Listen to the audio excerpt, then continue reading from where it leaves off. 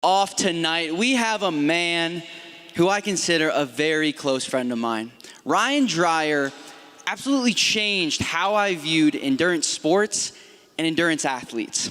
I won't lie, I had some preconceived notions before getting into endurance about what an endurance athlete actually was. But I remember seeing Ryan, a picture of Ryan that told a completely different story. It was a picture of Ryan after he had completed his first Ironman. And it was a picture of a man who had been through a battle. He had gone through every bit of adversity. He had been beaten for hours, but he did not quit. And he came out a champion and an Ironman.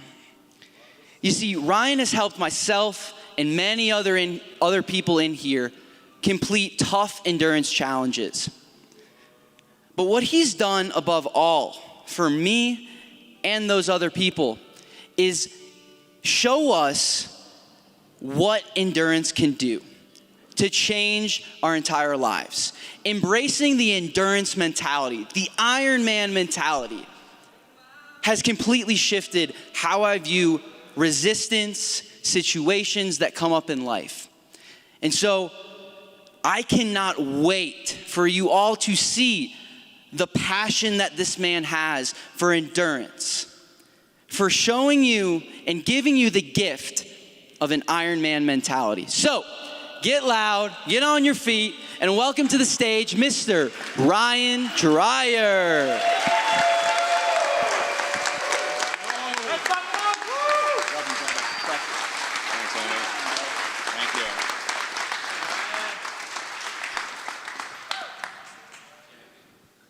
All right.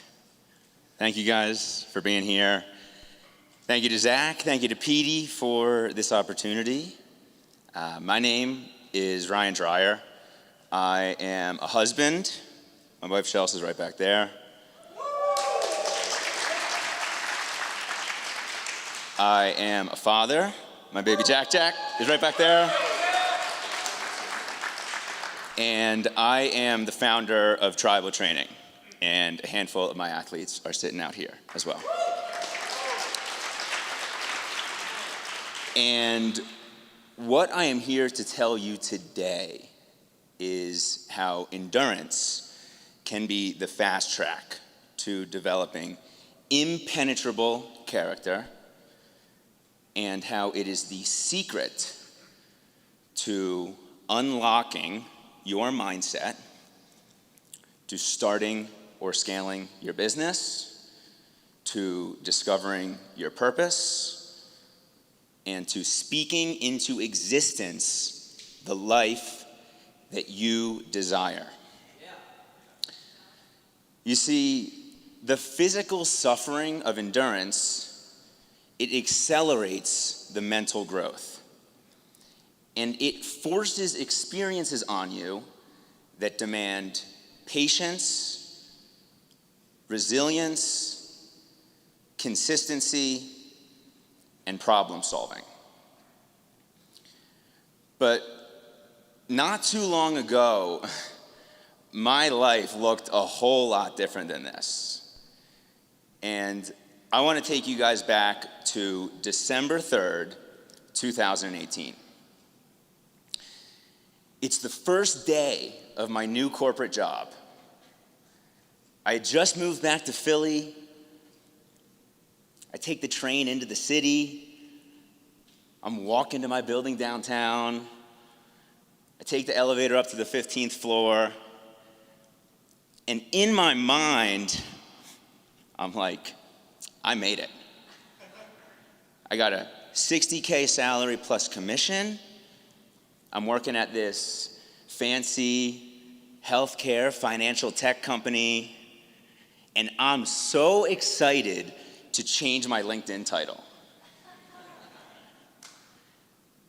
The elevator rolls up, it comes to a pause, the doors open, and to my surprise, I want to die.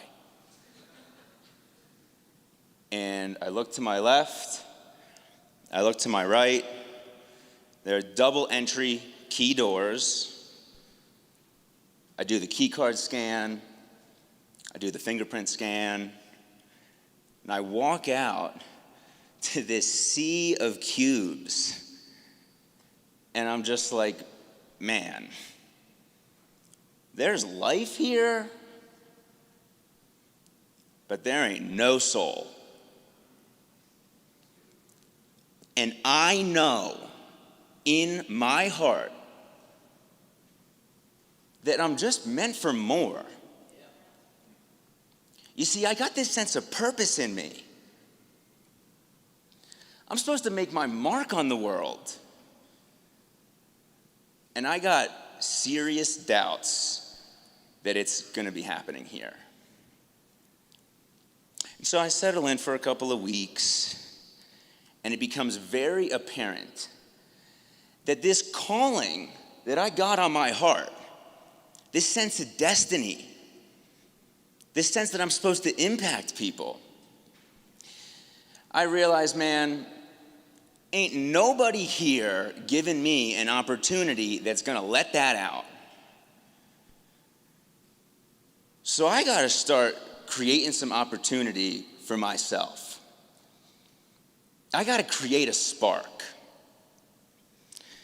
And so I start thinking, man, what's the biggest challenge I can take on?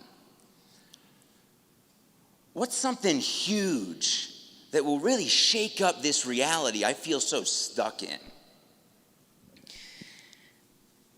So I decide I'm gonna finish a half Ironman, a 70.3. You see, at the time, my mind couldn't even comprehend a full distance Ironman. But I felt half Ironman, man, that's crazy, but I think I might be able to do it.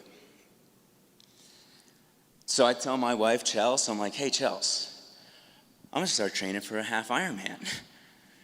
She's like, you're gonna do what? I'm like, yeah. I'm gonna swim 1.2 miles, then I'm gonna bike 56, and then I'm gonna run a half marathon. And she looks at me and she's like, but you don't do any of those things. I'm like, I know, but I'm gonna figure it out. So I buy my bike, I start training. And right away, man, I got this new mindset in me. I'm terrified of race day. I know that if I did that race today, man, I'd be in rough shape. But I start working. I start putting in my reps. I start building a little consistency. I start feeling like an athlete again.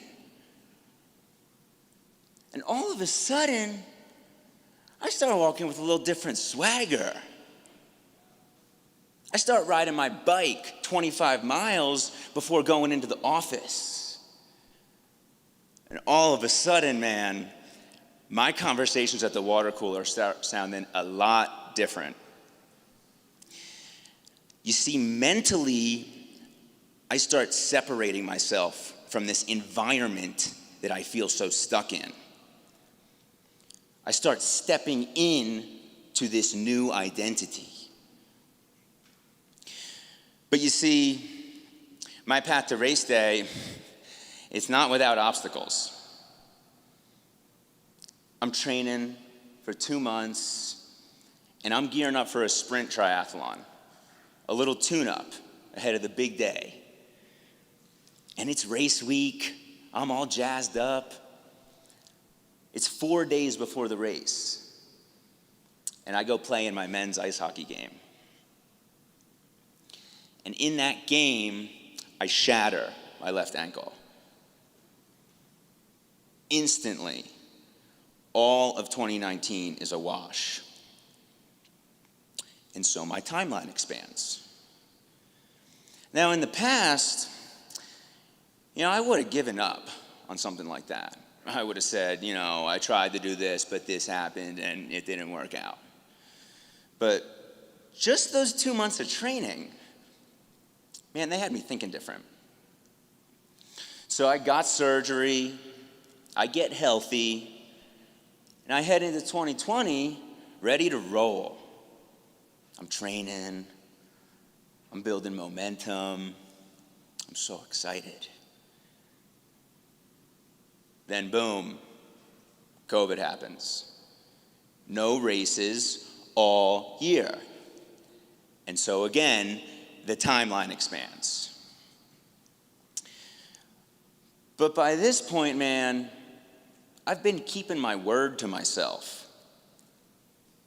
I've been showing up and putting in the reps. So I'm like, all right, I'm gonna stay in this fight. And so finally, in August of 2021, exactly 900 days from the day that I bought my bike, I toe the starting line of Boulder 70.3. And as I'm standing in the swim chute, preparing to start the race, with tears streaming down my face, man, I just know I am about to do something amazing. But I just did something amazing.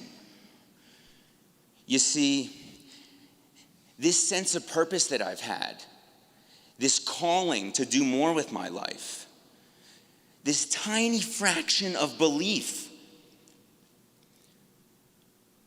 I became the person that I always believed I could be along this 900-day journey. And so I strapped on my goggles, sprinted into the water, crushed the race, and qualified for the World Championships.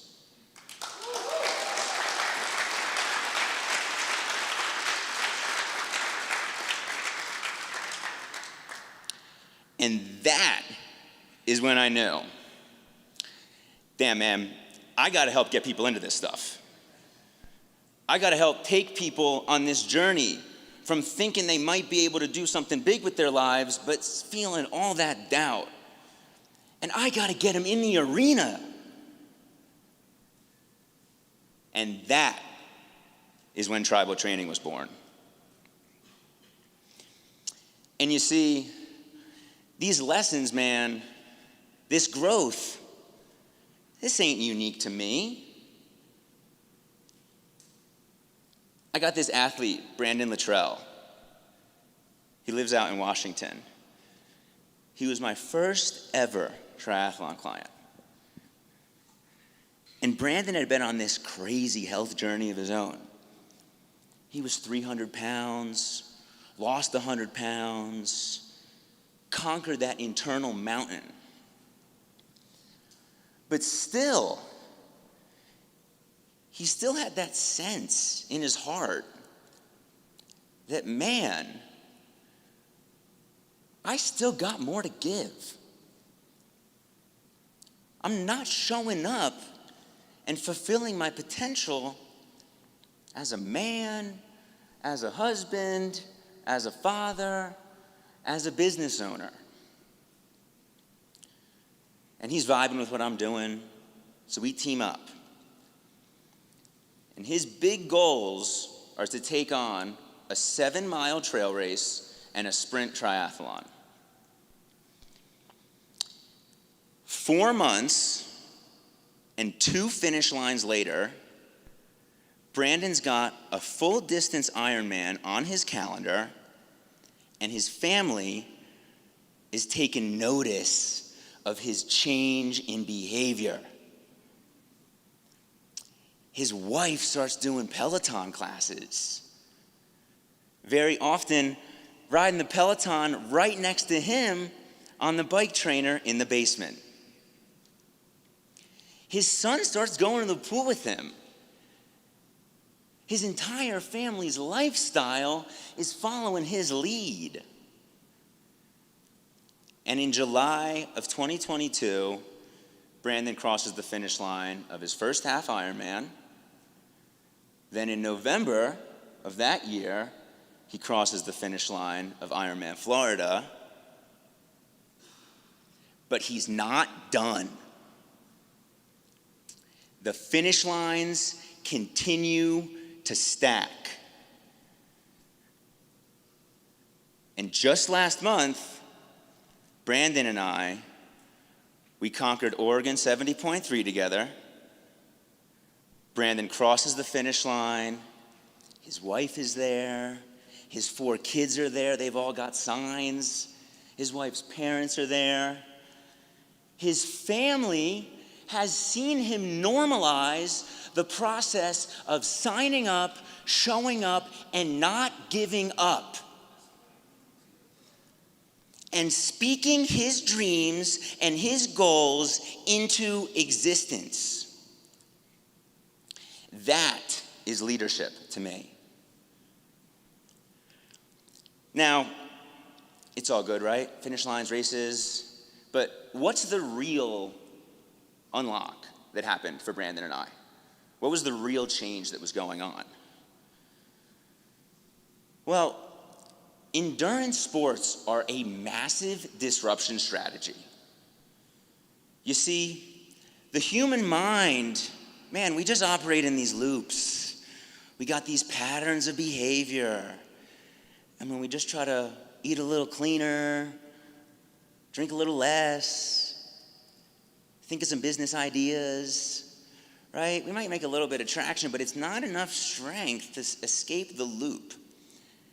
And if it ever is, man, it takes so long. And endurance sports, man, it comes up and it chops into this loop and it breaks everything.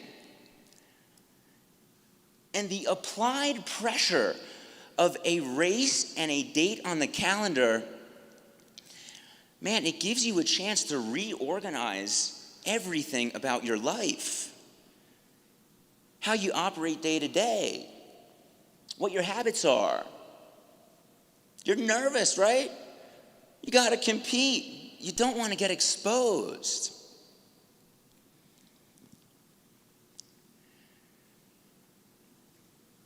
And that is what endurance did for us.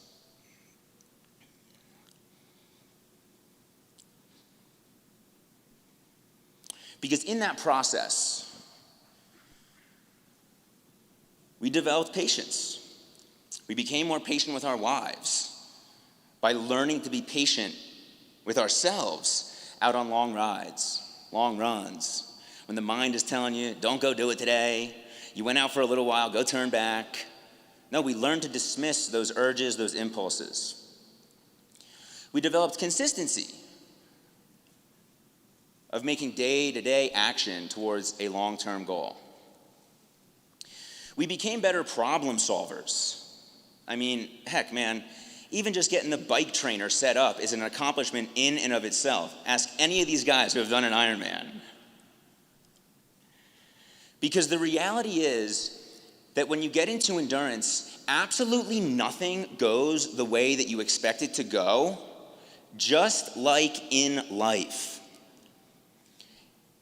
And endurance, it trains you to stop pouting around and looking for the world to solve all your problems.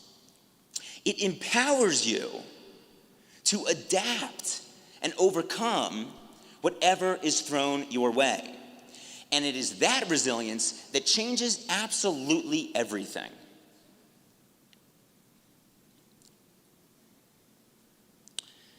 Now, we're standing here in a house of God, right? And what did God do when there was too much corruption down on earth? He sent a great flood to wipe away all the negative behavior, all the bad influences. He created an opportunity for a clean start. And what did Noah do when he knew that flood was coming? He worked with his own 2 hands and he built an ark. And he grabbed his family, he grabbed his animals, and he said, yo, I got this. Endurance sports are your great flood. But instead of building an ark, you become one. You become an impenetrable force able to withstand disaster.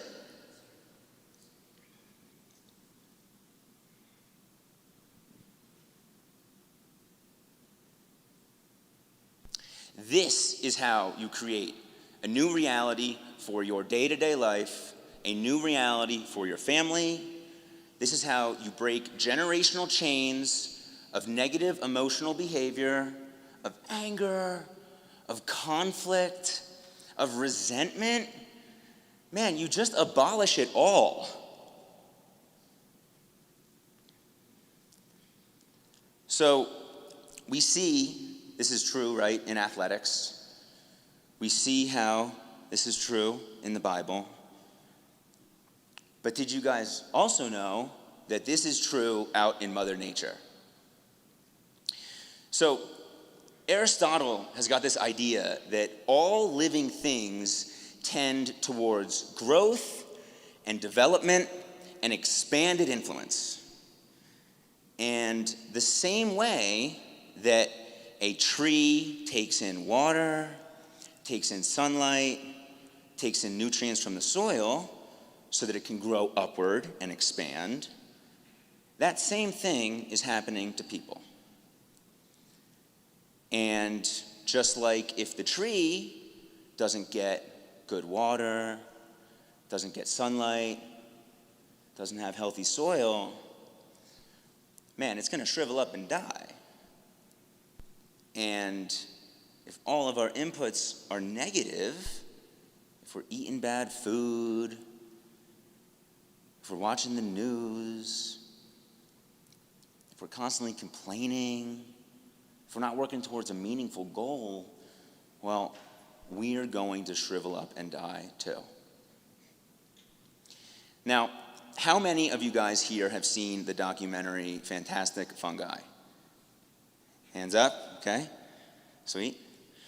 For those of you who have not, it's all about mushrooms. And there's this lesson in there on mycelium. And we see all these mushrooms, right, growing out on the ground. But what we don't see is that underground, they're all connected by this tiny network of mycelium. And they're constantly communicating, sharing resources. And this is true of all plants on Earth. So take my backyard, for example. I got this big old tree in the middle of the yard, this big, strong one, this mother tree. And we got some like medium-sized trees along the edges. We just planted some baby trees along the backside. Then we got all this grass. And this mother tree, it's stronger. It's more resilient than the rest of this ecosystem. But it has the ability to share nutrients, to send a little bit of love, so that the other trees in the environment can grow upward, so that the whole thing can get stronger. Because the goal is for the entire ecosystem to be lifted upward and grow stronger together. When you get into endurance, you become the mother tree. I got this athlete, Keith Marquis, out in Missouri. He's 42. He's got 2 young boys. And he just started Ironman training with me in December. He had never swam, biked, or ran before. And Keith's got these 2 brothers, these older brothers. And they've been unhealthy their whole lives. And just 2 months into Ironman training, all of a sudden, Keith's brothers are asking him about his nutrition. They're asking him about his workouts. They're asking to go to the gym with him. they're starting to have meaningful conversations about who they want to be, what type of life they want to lead. All because Keith became the mother tree. And man, I see this with every single one of my athletes. I got this guy, Logan Turner, in Indianapolis. He just started with me like 4 weeks ago. He's training for a sprint try. And just this past week, he's got a brick workout, which is a bike ride followed by a run. And his wife, she speaks up and she goes, "Hey, I'll come join you for the run." Unprompted. I got this athlete, Josh, in Nashville. He did Ironman Florida with us last year. And this year, his brother is training with him for Wisconsin 70.3. And man, I've even seen this in my own life. Like, when I got into this, man, my wife thought I was nuts.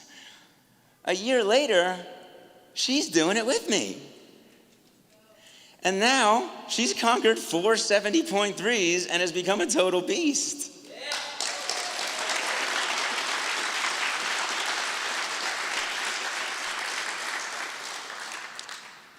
And dude, my mom wasn't into this stuff. Last year, she does 2 sprint tries. Just last month, she flew out to Boulder and she did an Olympic triathlon with me. The scariest thing that she has ever done. And she finishes that race. She crosses the finish line. And the first thing she says is, "Rai, I feel like I can do anything." And that is the exact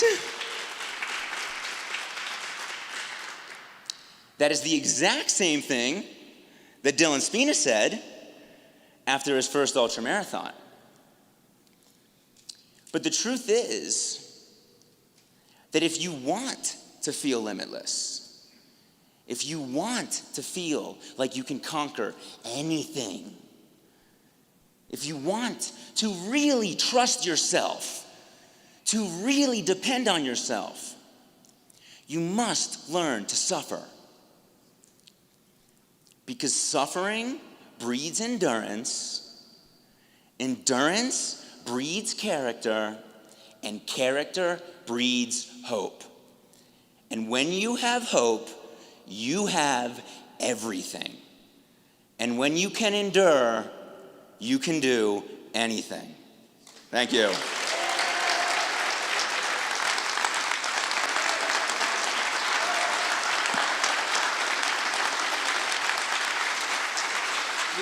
Q&A.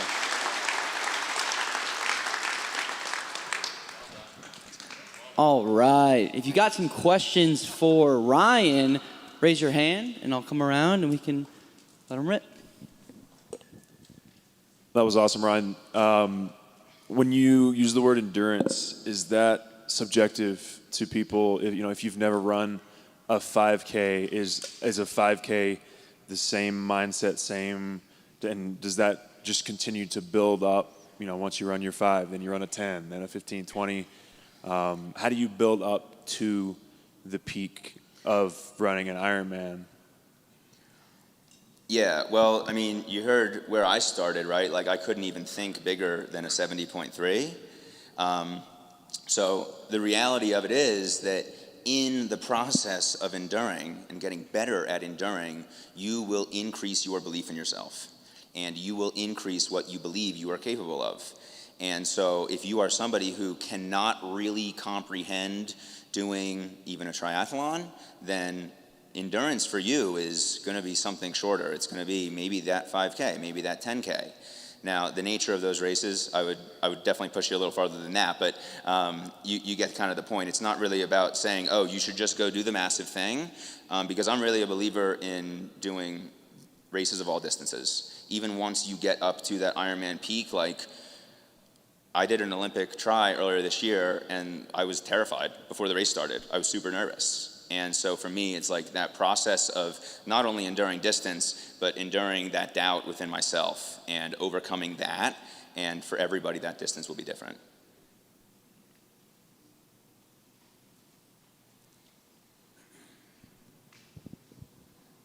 Hey, Ryan. Kai here.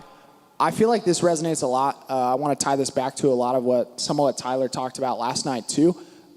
You mentioned detaching from that environment and making that transition, right? So for you, just because I think anecdotally it might help some others in the room, when did you know it was time to fully take that shift and go all in on your training business? So I didn't really include it in my speech, but I got into endurance before I got into business. And I had wanted to be an entrepreneur my entire life, but I never found the courage to actually act on anything. And I was in this stalled period of what's my business idea? And I got into endurance training, and 6 months later, I started my first business. My first business, if you guys don't know my story, I started sewing dog bandanas and selling them on Etsy. And I scaled that to become an e-commerce business, and it was really never that successful, but it got me into the process of like developing my character and learning more skills. And then I got acquainted with the Twitter tribe and started doing a little bit of like weight loss style coaching. But naturally, as I was endurance training, people came to me for endurance help.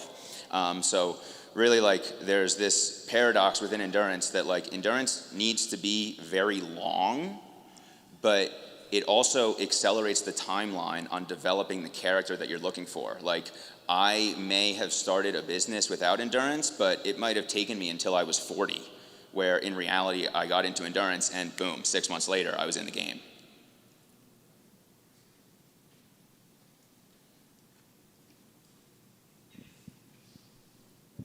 Hey Ryan, my name is also Ryan, but so I've done a couple of full Ironmans. I've done 2 full Ironmans. Nice. And totally transformative process, could not agree more. My question for you is, I'm actively trying to get better at training in general. What shift did you make in your training that you saw the biggest result in regards to improving your time?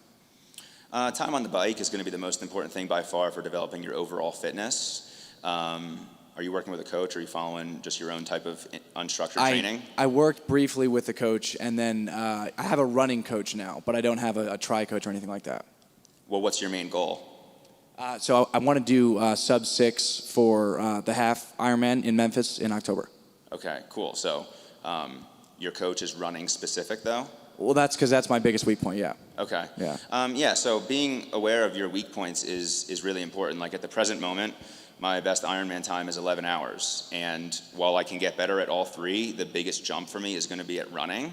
So I've been putting a little bit of emphasis on that. But overall, like bike volume, like you just got to ride your bike if you want to get fit enough to be able to like keep that intensity for a longer period of time. I mean, to get kind of tactical with it, basically as you develop more as an athlete, you will be able to hold a higher level of intensity.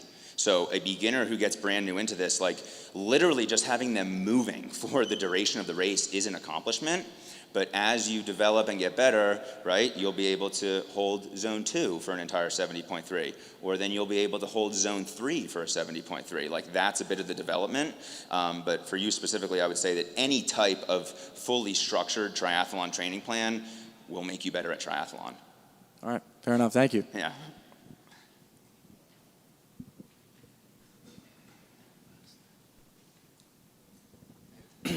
Hey Ryan, my name's Ron.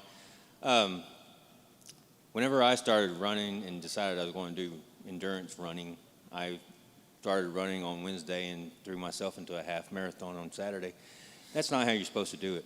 How do you get into endurance? How would you work your way up to endurance? Yeah, so one of the biggest mental shifts with everybody that I work with is that everything becomes time-based. So most people think about running as, I'm going to go run 3 miles, and they want to get it over as quickly as possible. They want to, turn it into a sufferfest. And the way that I structure runs are, your base run is going to be 45 minutes. So it doesn't matter how fast you're really going, at least in these early stages. I'm definitely not afraid to be implementing a run-walk strategy for people. Like, again, the whole idea is getting moving, but really breaking that frame on speed being important. And so many people just have these memories of like their mile time in high school and stuff like that, and they just think that they suck if they don't hit it. And so breaking free of that and just being like, dude, go run for 45 minutes and let's see what happens. Like, that's basically the baseline. It's also really important to like scale stuff. Like, even the guys that I work with where we're training for full Ironmans, like midweek runs aren't really longer than 45 minutes, maybe an hour. And we're really intentional with scaling the long stuff on the weekend. So, there is this balance of, we want to be pushing ourselves, we want to be going and doing big things, but the other reality is that if you want to be getting good at endurance, you need to be able to do it a lot, and you need to be able to do it for a long time. So if going out and running a half marathon is going to completely shelf you and then also negatively impact your relationship with running, I look at it from a different approach. I'm gonna go first, Adam. Then you can go. So given what I believe to be most of the demographic here, a lot of us are lifters. So what would you say? I know you have successfully taken a lot of lifting and meatheads to an Ironman finish. What would you say some of the biggest keys if you're transitioning from a strictly lifting background to getting into endurance? Yeah, so it's so funny, like what people expect this is going to be, and then the reality of how we actually implement this. The biggest thing is actually just organizing this into your life. Like, if you're used to just going to the gym for a decade, like, you're on completely autopilot with it. Like, you can just show up at a certain time, whenever, you can do your lift for an hour, you don't have to think about it. And you probably forget all of the entry-level things that you needed to do. Like, in the beginning, you were probably bringing a gym bag, bringing a change of clothes, bringing all this other stuff. And eventually, you just figured out how to simplify it, get it done. So when people get into endurance, it's really about, like, understanding, like, when are we getting to the pool throughout the week? Like, when does it work for you? How can we quickly get in and out of sessions? Like, we can't have a bike ride that's supposed to be 90 minutes turn into this like 3-hour ordeal of getting yourself ready, trying to figure out all your crap and stuff like that. So like, tactically, stuff as simple as all of your gear goes back in the exact same spot. Like, there's a lot of gear for triathlon. So when I need to go ride my bike, like, yeah, in the early days, like, it's hilarious, man. I did a blog post on my first 100-mile ride.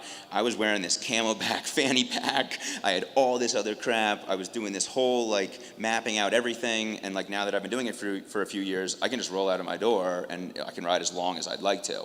So really breaking those barriers to entry is really important for people. And that is the way that, like, I think about implementing it. In terms of like the actual conditioning, getting on the bike is huge. That's the number one place to build your metabolic fitness. A lot of the guys that did Ironman Florida with me, like, we did not have them on a standard Ironman run plan. Like, a lot of those guys, like, I mean, Mike D probably walks more steps than anybody I know, and that really, really showed up for him in Ironman Florida. I think that his longest training run, I don't even know that it was over 15 miles. And yeah, the reality is that that is where that lined up with him and his goals and where it was prioritized in his life. So kind of a couple different things there, but that's how I think about it. What's up, Ryan? Yo, You know yo. me. First, I want to thank Ryan just for the impact he's had on me. I know a lot of guys work with him, and he's profoundly impacted our life. So thank you, Ryan. Kind of going off of Mike's question a little bit, the biggest grift a lot of people have with endurance is, oh, it's boring or it takes a lot of time. Now, through being a new father, running a business, and just training hard for these races, what are some mindsets and things you do to set yourself up to prepare for training, still take care of your family, be with baby Jack, and still have time to run your business and, just run proficiently?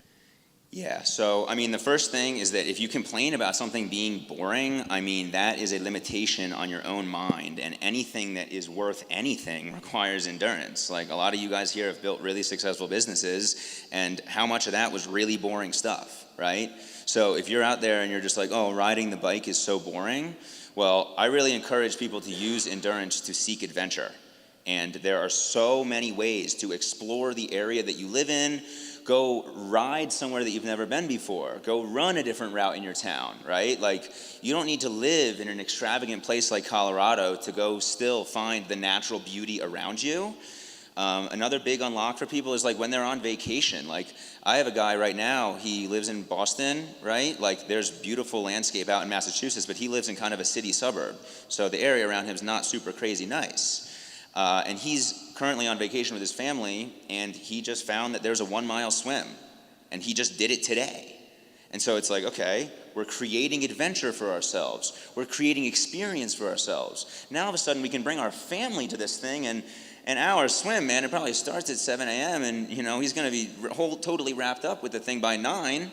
And it's like, man, that's a really cool, special memory you can have with your family, rather than just going to the beach and doing the same exact thing that you guys do every single year. That would be like that point of the question. The other is kind of back to the applied pressure thing. Like, it is an applied pressure. And so I have to be really dialed with my time. Jack is 3, like his needs are sporadic. And so it's really increased my communication with Chelsea, letting her know when are my important and longer sessions this week. Brandon is a great example. Brandon and his wife, as they've gotten into this, and he's been into this for 2 years, they now sit down with their calendar and they look at Brandon's training schedule throughout the week. And like, some people might think that that's intense or whatever, but like the reality is that Brandon really likes training. His wife realizes that him doing the training makes him show up better in every other area. So they become a bit better of a team.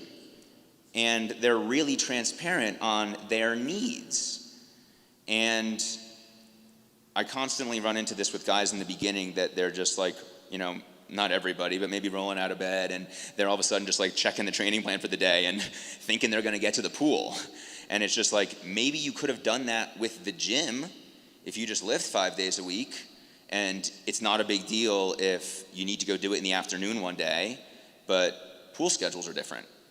And if you're riding on the trainer versus riding outside, that requires a different setup. So just like this unlock of awareness is really what helps, and a couple of those other things that I sprinkled in.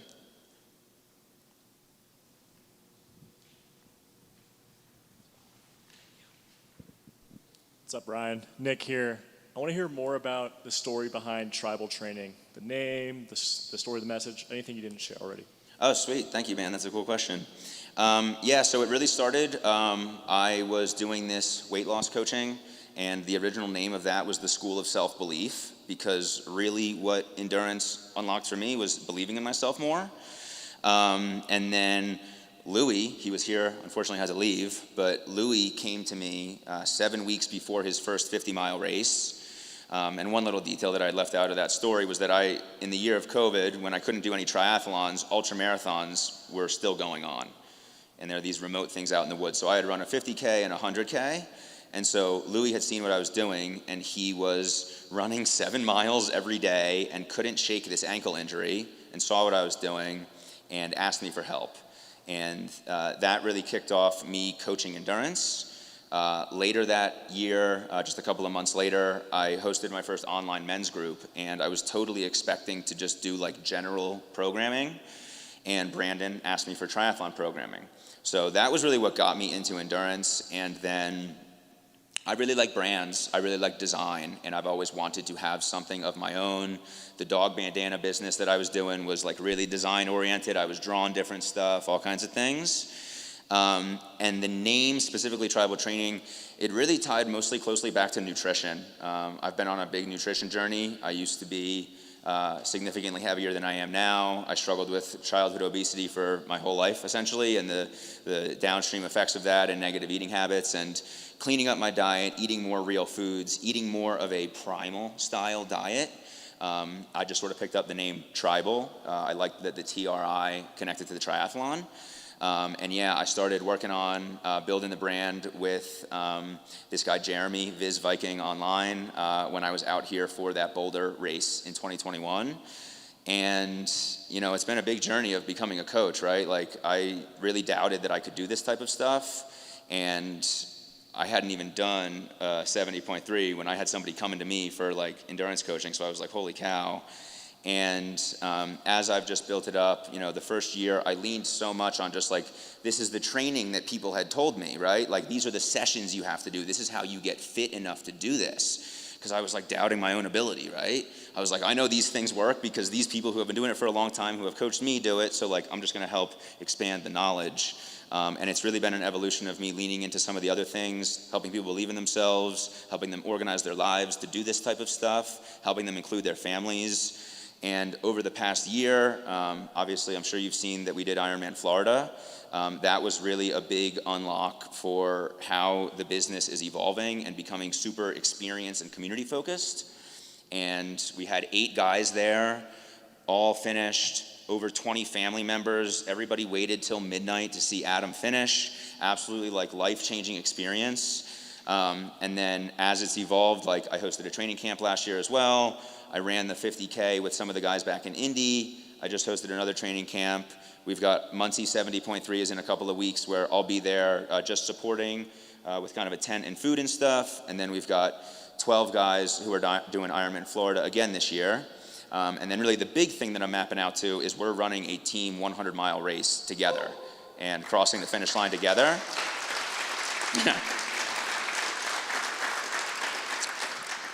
I appreciate the applause. We got a little work to do.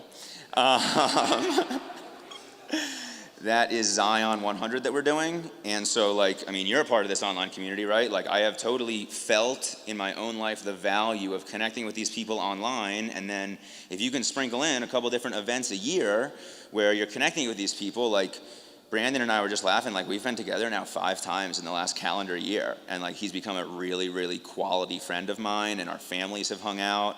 And so that's a bit about how I think about the brand and the business and where it's growing. I eventually have ideas to host my own races. But a lot of this is just staying in the process and seeing how it evolves and seeing what opportunities I can jump on.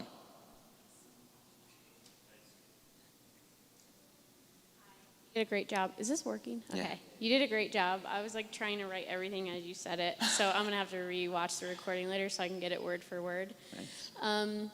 So my main modality is lifting, one of those self-proclaimed meatheads that Mike Donatelli was talking about. And I've dabbled in endurance, and I feel pretty strong in the half marathon distance. Like I feel like I could do that with my eyes closed. But the thing that has kept me from going further into endurance is I worry that it will compromise weightlifting. So have you found with your athletes that they're able to balance, or is it just a harsh reality that you kind of have to choose? Well, I think that a lot of people have the general perspective like, oh, endurance will kill my gains. And I like to reframe it as just like, okay, well, if you are doing more endurance and if you are doing less lifting, the results of your physique and your overall body will tend to the thing that you're doing more. Now, a lot of the guys that did, Ironman Florida last year, like, of course, their lifts went down because they weren't doing them. But for the people that still want to prioritize it, like, that's a little bit of just like a unique thing to feel out with each individual person. A huge part of being able to do a lot of endurance is to limit your central nervous system fatigue.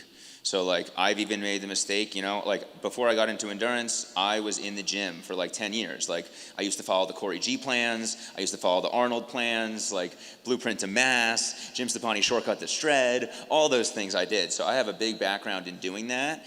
And there's a meathead in me. And like even earlier this year, like I'm feeling jacked for whatever reason. I'm throwing a 25-pound weight around my waist and I'm doing pull-ups. And that type of lifting taxes your body in a way that you really can't make the endurance gains. I have really, like, this is more about just like the lifting that I think benefits endurance most, and this is what I've gravitated to this year, is mostly like neuromuscular stuff. So a lot of mini band work, a lot of kettlebell stuff that really trains those small muscle fibers that are the ones that break down in the end of an Ironman, in the end of a half marathon even. That's a little bit how I think about it. Chris is a good example. He did a Spartan race with me, a Spartan Ultra last year. So he was probably somebody that I had on more of a lifting split, but a lot of his lifts were body weight focused related to that. So I don't know, I guess bouncing the question back to you, like what is your goal with endurance? Because it seems like you really enjoy being able to stay lifting consistently, right? I always want to lift. I don't really have like a race distance or a date on the calendar that I'm shooting for. I just love to be able to get out there and run for a long time and not stop. Yeah. And I'm just afraid that I'm not able to balance both. Like, so I'll just literally put on my shoes and be like, I just want to see how far my legs can take me today. And that is really fun for me. But I always stop right at that 13-mile mark because I'm like, afraid that that I have to choose. It's a mental block. Yeah. So like if I was coaching you, this is exactly what I would do. I would basically say like, okay, what is like the general like max duration that you'd like to be running, and let's like formulate you a running plan that like adds into that with a couple of runs a week. Because if you aren't running consistently for 30 minutes or 45 minutes during the week, and you're just rolling out and running for 13.1 miles, that's obviously a huge demand on the body. But I do believe that you can effectively balance strength training as long as the running stays relatively like consistent with frequency.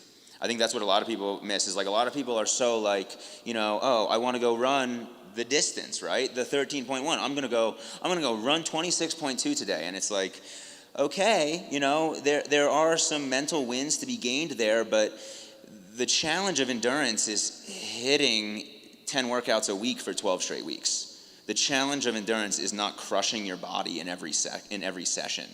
So that is a little bit how I play on it, because like the reality is like if you like to lift, like let's keep that going because that's what you like to do. But if you also like to have a little bit of freedom, with the run, then there can be a plan that builds to that. I will say as a last thing on that though, that the real unlock is getting people swimming and biking. Like Louis, who is here, he's my 100-mile marathon man, and we keep him swimming and biking year round. And when he prioritizes ultra, the swims and the bikes become completely recovery focused. But if you are only running and only lifting, well, that's just a lot of demand on the body. Swimming and biking are so low impact. So even for the Ironman Florida guys that were super strength focused last year, like a lot of that movement that we just taught them was just go swim for 30 minutes and just like keep it as easy as possible. Use the pull buoy, right? Like just get yourself moving along. And another like aspect of endurance is teaching your body to recover in motion, and the bike and the swim are the best places to do that. Love it.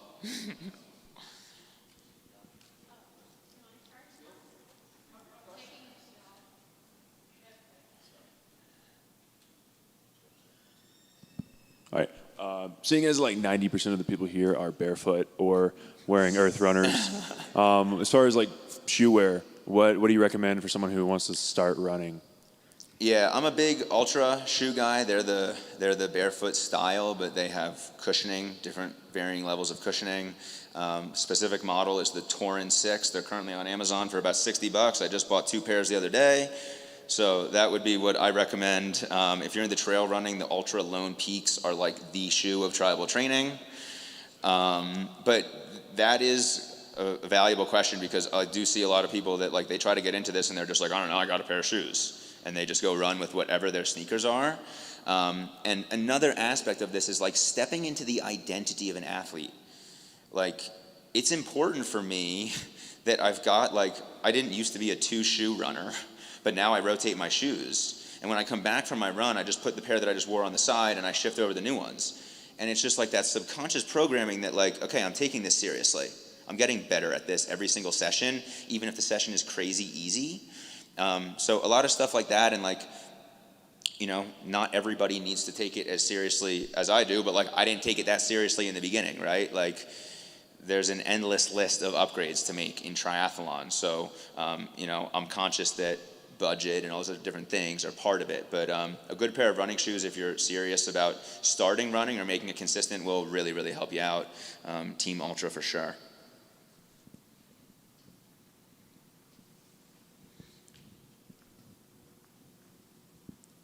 I really am getting my steps in.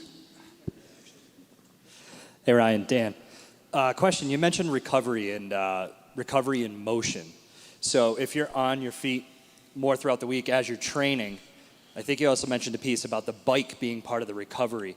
So are you scaling the rides as well to be a little bit less intense and more distance or time focused if you're recovering? Or is it just purely, really all this is about time with endurance? It's time on feet, time on the bike, time in the water, time. Yeah, so a very simple example of a recovery ride that all my athletes do is a 1-hour ride where your goal is to keep your heart rate under 100. So you are literally just spinning on as light tension as you can.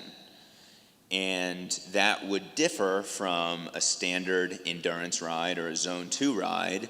The time, we'd like to see that up a little closer to an hour 30 probably. But that effort is going to be a touch more of a working effort. You're still going to be able to hold that conversational pace, but you're not going to be taxed too much. So there is varying degrees of that stuff, and endurance, the name of the game is really the 80-20 protocol, so you got to be 80% of the time in the low intensity stuff. But I was mentioning this at track to the guys this morning, like warm-ups, banked into the 80%. Cool downs, banked into the 80%. Recovery after intervals, banked into the 80%. Recovery rides where you're just literally getting on the bike for an hour and spinning out your legs, banked into 80%. So it's not as simple as just like, go do zone 2 8 times and then go do hill repeats 2 times. Like, it's a little bit more detailed than like that, and it gets built out workout to workout, then week to week, then month to month, and expands over the year. But yeah, manipulation of those sessions is important.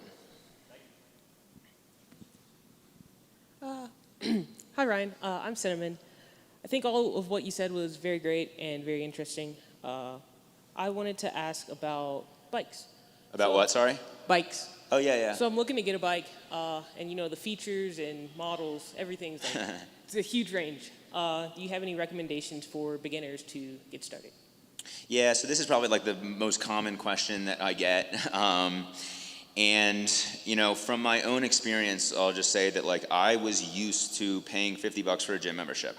So doing any of this stuff was an enormous investment for me. My first bike cost $1,427, and I was like, holy crap. And then all the other little add-ons I needed made it close to a $2,000 investment. I think some of the value of that was that financial applied pressure to all those things that I spoke about in my talk. I have guys on the team who have done Ironmans on $600 or $700 bikes on Facebook Marketplace. So there definitely isn't a massive need to go get a decent bike. The way that I went about it was going into my local Trek store. I think that if you want to get into this stuff, developing a relationship with your local bike shop is really, really valuable, because no matter what your bike is, you're going to need like little fixins, little repairs, little things like that. I guess like the budget is obviously dependent on the person, but it's really, really clear the people that get the $600 or $700 bikes, they're the ones that are tinkering with their derailleur in their garage on their own and trying to make it work. And the people that spend $1,500, they're pretty much good to go for anything. And the challenge of this is that a lot of people get into this stuff, and one, they're not really sure if they like it. They're not really sure how long they're going to be into it. So really making that upfront investment is a big commitment for themselves. But it really does pay off to have the decent gear. And I think that around that $1,500 to $2,000 budget, that can do everything from your casual bike riding up to Ironman. Like, I did my first Ironman on that bike. I eventually got a nicer one because I realized I really love this stuff and I really want to keep doing this, and this makes me feel amazing, and this is great for all these different reasons. Like tactically, I guess the final thing I'll say is like, if you're looking for a used bike, it's really valuable to check out like, what is just the history of it? Like, did the person buy it was it like this rich person that bought a bike and expected to do a race, and then like for whatever reason they didn't, and it's been sitting in the garage? Or is it somebody who like rode the crap out of it 10 years ago, it's been sitting around collecting dust, and it's kind of janky, right? So it's like asking some of those questions and just finding out the bike story is something I would encourage people to do as well. Yep, you're welcome. All right, any other questions for Ryan? All right, let's give him one round of applause.